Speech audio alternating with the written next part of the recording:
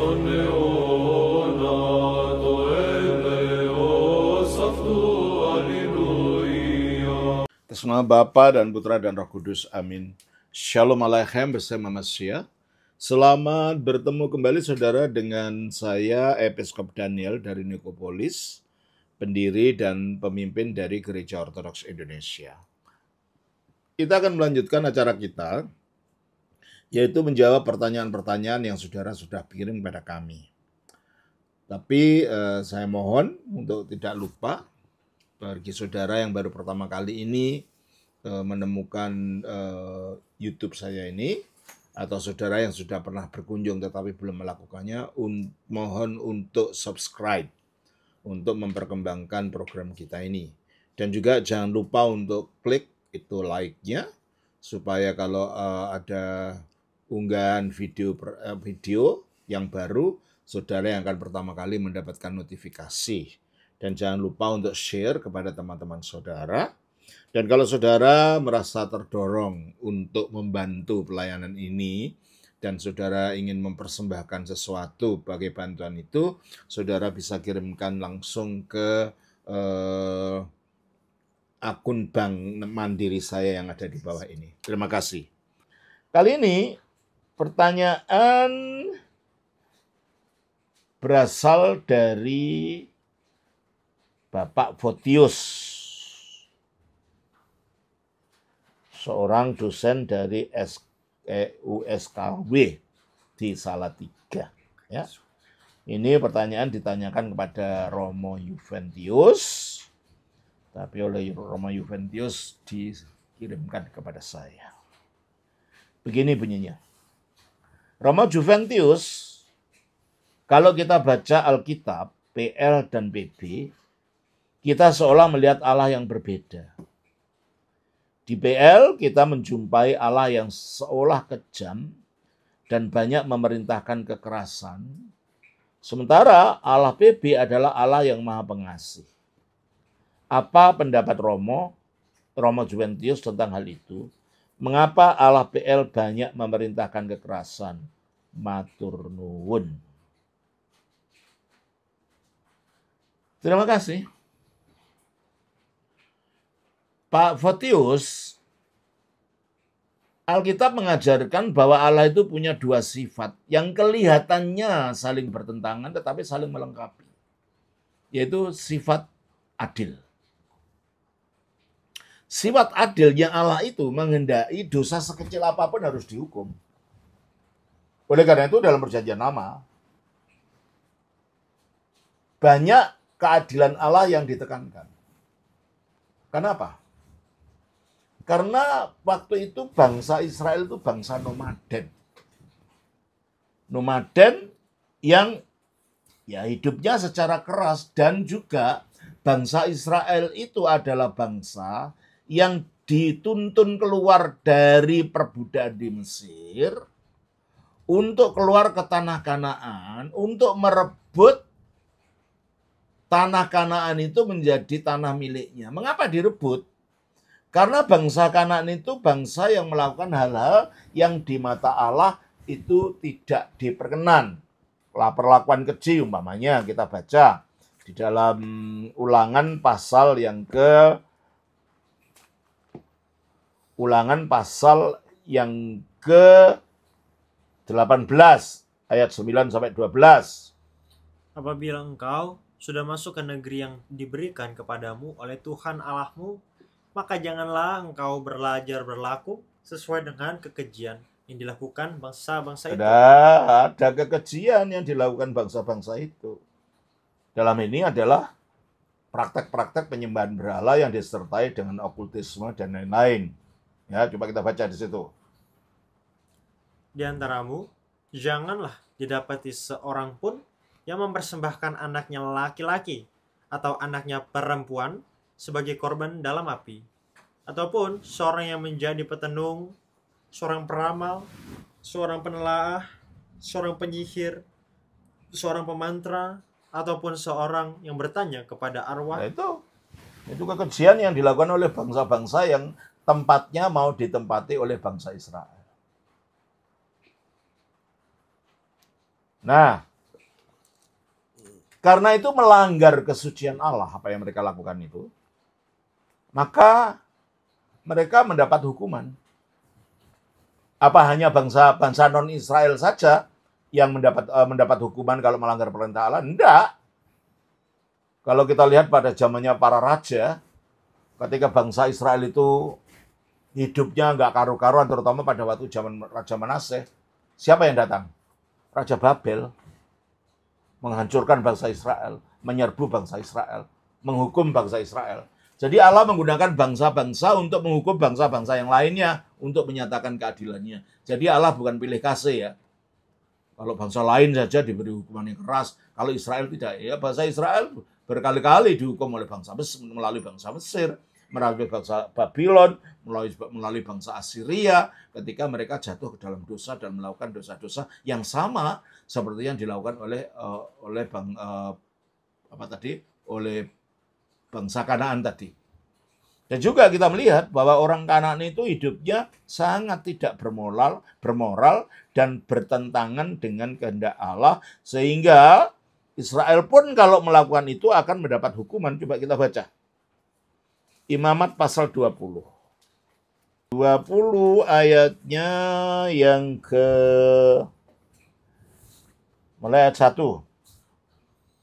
Tuhan berfirman kepada Musa, engkau harus berkata kepada orang Israel, setiap orang baik dari antara orang Israel maupun dari antara orang asing yang tinggal di tengah-tengah orang Israel yang menyerahkan seorang dari anak-anaknya kepada Moloch, pastilah ia dihukum mati. Ya, dihukum mati. Karena melakukan penyembahan berhala dengan mengorbankan anak untuk dibunuh sebagai ganti binatang. Jadi yang dihukum bukan hanya orang Israel, tapi orang asing yang tinggal di Israel juga. Terus, ayat 3. Aku sendiri akan menentang orang itu dan akan melenyapkan dia dari tengah-tengah bangsanya, karena ia menyerahkan seorang dari anak-anaknya kepada Moloch. Ya. Jadi Tuhan akan menentang siapa saja yang melakukan itu yang ada di tengah-tengah Israel, termasuk Israelnya sendiri. Jadi tidak ada tuduhan Allah tidak adil. Allah pilih kasih. Ya, ayat yang kelima. Maka aku sendiri akan menentang orang itu serta kaumnya dan akan melenyapkan dia dari tengah-tengah bangsanya. Dan semua orang yang turut berzinah mengikuti dia, yang berzinah dengan menyembah Moloch. Nah, perzinahan atau penyembahan berhala itu termasuk di dalamnya ayat 6. Orang yang berpaling kepada arwah atau kepada roh-roh peramal, yakni yang berzinah dengan bertanya kepada mereka, aku sendiri akan menentang orang itu dan melenyapkan dia dari tengah-tengah bangsanya. Itu yang sudah kita bahas dari ulangan tadi. Nah, praktek ini asalnya praktek dari bangsa Kanaan. Nah, orang Israel agar tidak dipengaruhi oleh cara kehidupan yang demikian ini, maka mereka harus juga dihukum kalau mereka tidak mau bertobat. Dan bukan itu saja, coba tindakan tidak bermoral apa saja yang mendapat hukuman. Karena Allah mengendaki bangsa Israel itu sebagai bangsa yang kudus. Ayat yang ke-7. Maka kamu harus menguduskan dirimu, dan kuduslah kamu sebab akulah Tuhan Allahmu. Jadi kalau menyembah berhala dengan segala macam okultisme itu adalah sesuatu yang tidak kudus, maka mereka akan dihukum kalau melakukan itu. Terus, apalagi itu? Ayat yang 8. Demikianlah kamu harus berpegang pada ketetapanku dan melakukannya. Akulah Tuhan yang menguduskan kamu. Tujuannya untuk dikuduskan, tapi mereka melakukan tindakan-tindakan yang tidak kudus. Ya, keadilan Allah yang dinyatakan. Terus apalagi tindakan yang tidak kudus? Apabila ada seseorang yang mengutuki ayahnya atau ibunya. Nah, ini bertentangan dengan hukum Allah apa? Jangan kau mengutuki ayah dan ibumu. Itu tidak sesuai dengan hukum 10, ya toh? Terus? Pastilah ia dihukum mati. ia telah mengutuki ayahnya atau ibunya. Ya. Maka Terus darah, ayat 10. bila seorang laki-laki berzinah dengan istri orang. Nah, kalau berzinah dengan istri orang, ya. Terus ayat 11. Bila seorang laki-laki tidur dengan seorang istri Nah, ayahnya. ibu tirinya, berzina dengan ibu tirinya. Terus 12.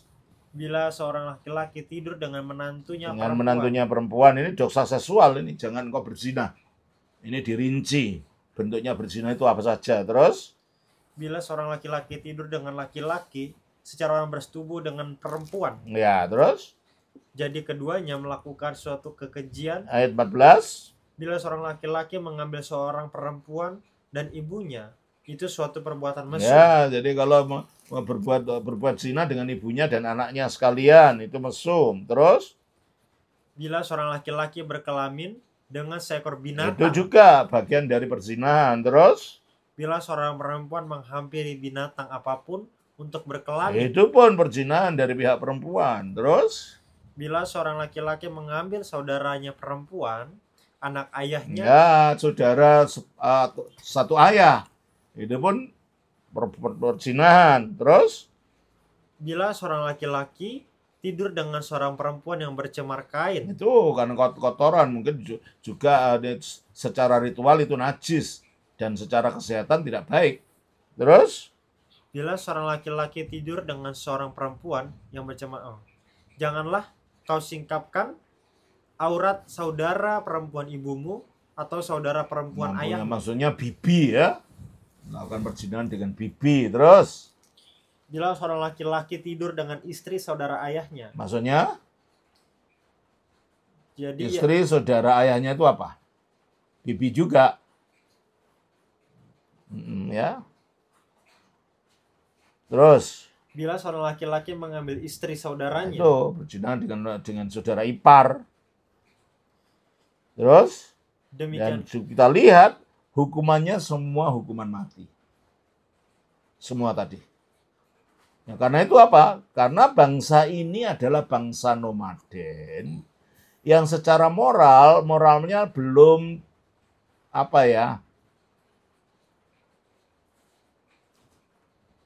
Belum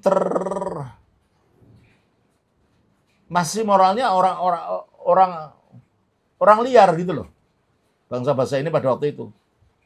Sehingga dengan demikian kalau hanya dengan perintah gitu saja tanpa hukuman yang nyata, mereka tidak takut. Makanya diberi perintah ini untuk menghentikan mereka dari tindakan-tindakan yang tidak benar itu. Ya. Teruskan. Demikianlah kamu harus berpegang pada segala ketetapanku dan segala peraturanku serta melakukan semuanya itu, supaya jangan kamu dimuntahkan oleh negeri kemana aku membawa kamu untuk diam di sana. Ya, bukan muntahkan oleh negeri kemana aku membawa kamu untuk diam di sana. Terus janganlah kamu hidup menurut kebiasaan bangsa yang akan. itu janganlah kamu hidup menurut kebiasaan. Jadi ini adalah kebiasaan bangsa Kanaan, bangsa Hewi dan bangsa semua itu. Agar bangsa Israel ketika masuk tidak dipengaruhi, maka mereka diberi hukuman yang keras supaya kebiasaan-kebiasaan yang mungkin tadinya mereka lakukan itu masih kasar seperti itu, supaya dihentikan. Terus? Tetapi kepadamu aku telah berfirman. Janganlah kamu hidup menurut kebiasaan bangsa yang akan kuhalau dari hadapanmu. Ya karena mereka juga berdosa dihalau. Kalau bangsa Israel berdosa dihukum. Jadi sama aja sebenarnya ya. Ini adalah untuk menegakkan kekudusan Allah di tengah umat yang dipilihnya ini. Karena mereka dipilih untuk menjadi kudus tadi kan. Terus? Karena semuanya itu telah dilakukan mereka sehingga aku muak melihat mereka. Nah, aku muak melihat mereka. Terus? Tetapi kepadamu aku telah berfirman. Kamulah yang akan menduduki tanah mereka, dan akulah yang akan memberikannya kepadamu menjadi milikmu. Suatu negeri yang berlimpah-limpah susu dan madunya, Akulah Tuhan Allahmu yang memisahkan kamu dari bangsa-bangsa lain. Nah, aku Tuhan yang memisahkan kamu dari bangsa-bangsa lain. Artinya ya kamu jangan berbuat seperti mereka gitu loh. Karena kamu ini bangsa pilihan, bangsa yang dikuduskan. Dan ketika kamu melaksanakan perbuatan yang seperti mereka, ya kamu harus berhadapan dengan kekudusanku, dengan keadilanku. Makanya dihukum. Nah, pada zaman itu keadilan Allah itu yang ditonjolkan sebab bangsa Israel masih merupakan bangsa yang liar gitu secara moral karena mereka masih hidup di padang belantara. Mereka baru saja keluar dari perbudakan di tanah Mesir. Jadi batinnya itu belum diasah untuk melakukan sesuatu yang bersifat kudus. Maka diperlakukan seperti ini. Gitu kan? Jadi masing-masing yang berdosa itu yang akan dihukum. Tetapi ketika Yesus datang, yang dihukum itu bukan masing-masing dosa orang. Karena Yesus datang untuk melepaskan manusia dari dosa. Yang dihukum itu adalah masing-masing dosa orang itu secara prinsip dihukum di dalam tubuhnya Yesus. Coba kita baca di dalam Roma 8 ayat 3. Di dalam Roma 8 ayat 3. Jadi Yesus yang mikul itu dosa itu, dan karena dosa itu sudah dipikul dalam diri Yesus, Yesus yang menghadapi hukuman tadi dengan mati di atas salib. Sehingga bukan orang per orang yang harus menanggung semuanya itu. Ya, secara hukuman hukuman pidana seperti yang kita lihat dalam imamat tadi, Roma 8 ayat 3. Sebab apa yang tidak mungkin dilakukan hukum Taurat karena tak berdaya oleh daging. Apa yang tidak mungkin dilakukan hukum Taurat? Hukum Taurat hanya melarang, jangan berzina, jangan ini, jangan itu. Tetapi untuk mengubah bangsa Israel supaya hatinya berubah mengikuti hukum itu, hukum Taurat tidak mampu. Hanya melarang tapi tidak mampu mengubah hati orang. Mengapa tidak dapat dirubah? Karena tak berdaya hukum Taurat itu oleh daging. Mengapa oleh daging? Ya tabiat daging yang ada pada manusia ini yang memang bertentangan sifatnya dengan hukumnya Allah. Coba kita baca di dalam Galatia pasal yang ke-5 ayat 19.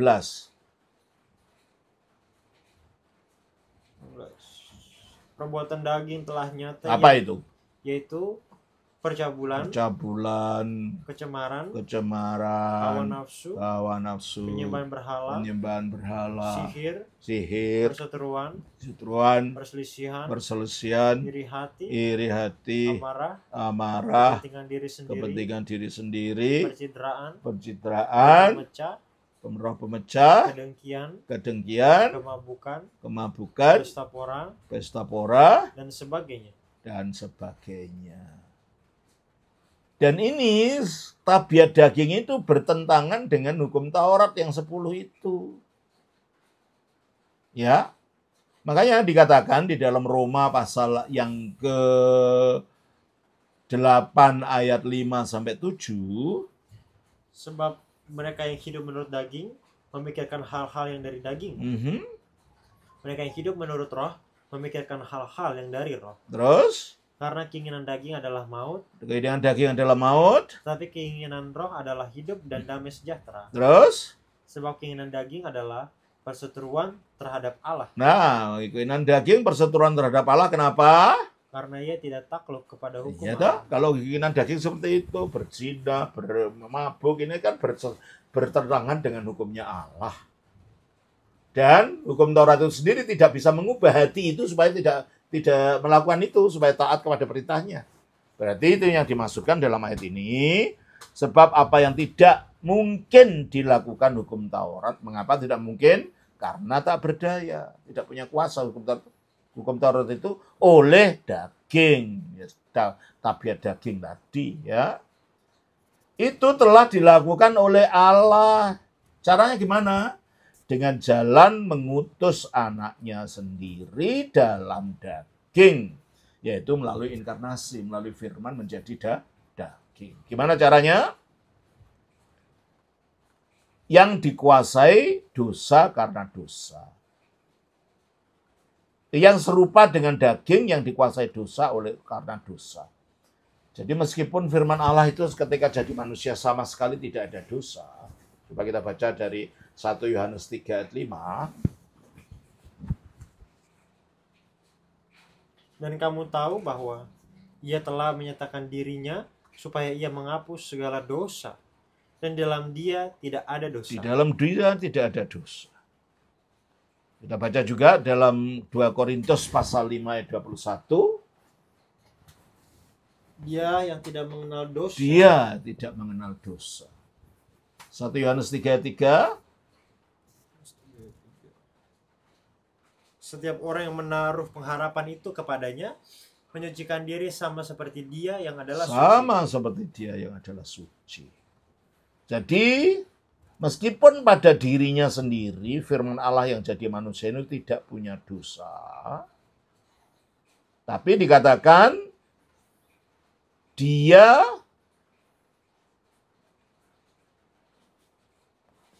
diutus dalam daging yang serupa dengan daging yang dikuasai dosa. Maksudnya apa? Daging yang dikuasai dosa itu daging yang bisa mati. Upah dosa adalah maut. Yesus bisa mati tidak? Iya. Tapi matinya bukan karena dosa. Nah, kalau kita matinya dosa, Yesus kenapa? Kita baca dari Yohanes pasal yang ke-10 ayat 17. Bapa mengasihi aku oleh karena aku memberikan nyawaku. Aku memberikan nyawaku. Jadi Yesus mati itu bukan karena dosa, karena dia yang memberikan nyawanya. Terus? Untuk menerimanya kembali. Nah, tapi dia juga bisa menerima kembali. Artinya dia bisa mati, dia bisa hidup lagi. Terus? Tidak seorang pun mengambilnya daripada Ya, tidak seorang pun yang mengambil nyawanya dari dia sehingga mati. Ya. Jadi bukan Bapa yang mengambil, bukan iblis yang mengambil, bukan malaikat yang mengambil, bukan dosa pula yang mengambil, tetapi melainkan aku memberikannya menurut kehendakku sendiri. Aku memberikannya menurut kehendakku sendiri. Jadi yang dia tidak berdosa itu, dia menyerupakan dirinya sebagai orang berdosa melalui kematiannya. Karena upah dosa adalah maut. Ya. Teruskan. Dari Roma 8 itu. Yang serupa dengan daging yang dikuasai dosa karena dosa. Dia lakukan itu karena adanya dosa. Untuk mengalahkan dosa. Ya. Ia telah menjatuhkan hukuman atas dosa di dalam daging. Gimana? Dosa itu dijatuhkan hukumannya di dalam dagingnya Yesus. Di dalam kemanusiaannya. Kenapa? Melalui penyalipannya. Coba kita baca di dalam Filipi pasal yang kedua ayatnya 8. Dan dalam keadaan sebagai manusia. Dalam keadaan sebagai manusia. Dia telah merendahkan dirinya. Dia telah merendahkan dirinya. Dan taat sampai mati. Dan taat sampai mati. Bahkan sampai mati di kayu salib. Bahkan sampai mati di kayu salib. Padahal intinya dosa itu adalah ketidaktaatan. Ketika dia manusia diperintahkan jangan makan buah ini, kalau kamu makan kamu akan mati. Dan ternyata mereka nggak mau mendengarkan, mereka memberontak, mereka tidak taat, sehingga akhirnya kematian ada di dalam diri manusia itu. Upah dosa adalah maut. Nah, Yesus, firman Allah dengan menjadi manusia, dia mati dalam ketaatan, matinya di atas salib itu karena taat. Berarti melalui ketaatannya yang ada dalam tubuhnya itu, yang dilakukannya dalam tubuhnya itu, dia mengalahkan ketidaktaatan. Berarti dia menghukum ketidaktaatan, yaitu dosa, di dalam tubuhnya tadi, yaitu tubuhnya yang disalib. Dengan demikian, Yesus itu mati untuk semua orang, bukan untuk dirinya sendiri.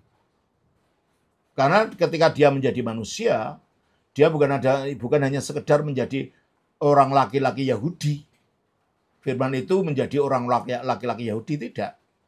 Dia menjadi manusia berarti dia mengambil kemanusiaan kita, dan kemanusiaan kita ini digunakan untuk taat bagi mengalahkan ketidaktaatan di atas kayu salib, sehingga dia mati untuk semua orang. 2 Korintus 5:14. Sebab kasih Kristus yang menguasai kami, karena kami telah mengerti bahwa jika satu orang sudah mati untuk semua orang. Nah, satu orang mati untuk semua orang. Jadi dosa semua orang itu sekarang dipusatkan penghukumannya pada satu manusia, Yesus Kristus. Sehingga dengan demikian orang satu persatu tidak usah dihukum dosanya. Sehingga orang satu persatu hanya siap untuk menerima kasih karunia karena dosanya sudah dihukum di dalam Yesus Kristus. Jadi sebenarnya kalau dilihat sifat Allah yang sama bekerja di dalam perjanjian lama maupun perjanjian baru, hanya caranya beda. Kalau dalam perjanjian lama sifat adilnya itu dijatuhkan pada orang per orang.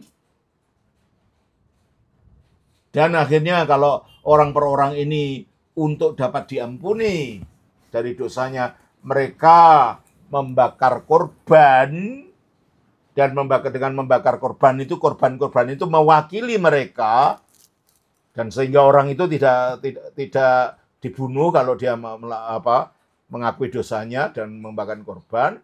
Nah, sekarang di dalam perjanjian baru dosa-dosa itu telah ditimpakan pada satu orang, yaitu Yesus Kristus, yang merupakan penggenapan dari korban-korban tadi. Jadi dia mati bagi semua orang. Jadi sebenarnya nggak ada perbedaan. Hanya caranya yang berbeda.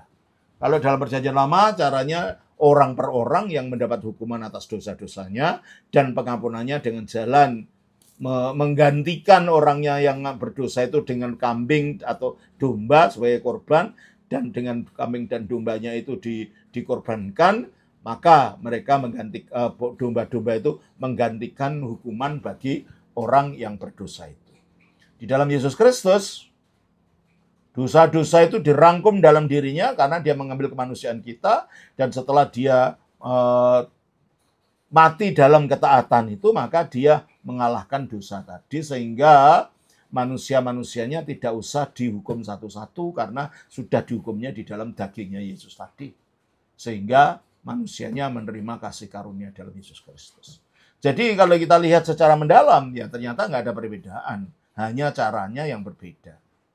Kalau di dalam perjanjian lama, keadilannya Allah itu dinyatakan pada orang per orang yang berdosa, dan akhirnya cara mengampuni dosanya dengan adanya korban. Dalam perjanjian baru, keadilan Allah itu dinyatakan di dalam Kristus menjadi manusia, dan di dalam dagingnya yang digunakan untuk taat sampai mati di atas salib itu, dosa telah dihukum. Sehingga manusia sekarang menerima pengampunan di dalam Yesus Kristus. Menerima kasih karunia. Jadi dengan demikian sebenarnya tidak ada pertentangan antara cara Allah menghandle dosa itu dalam perjanjian lama maupun perjanjian baru. Dua sifat ini yang bekerja, sifat adil dan sifat kasih. Hanya dalam perjanjian lama ditunjukkan pada orang per orang karena mereka bangsa ini perlu diajar untuk lebih mempunyai tingkah laku yang beradab dan akhlak yang beradab, karena mereka masih bangsa